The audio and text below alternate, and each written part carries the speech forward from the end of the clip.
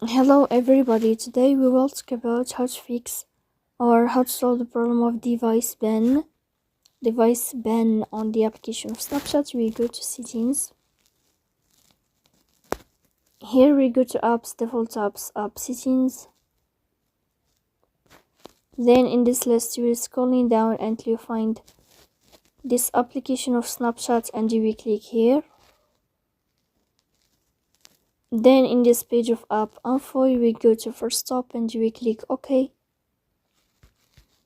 Here you will enter to the window of storage. Then we click on clear cache. Here we go to Play Store. You search about the application of Snapchat. Then you can uninstall your app and you can install it again. So please don't forget to support us by like and subscribe. See you next time and thank you for your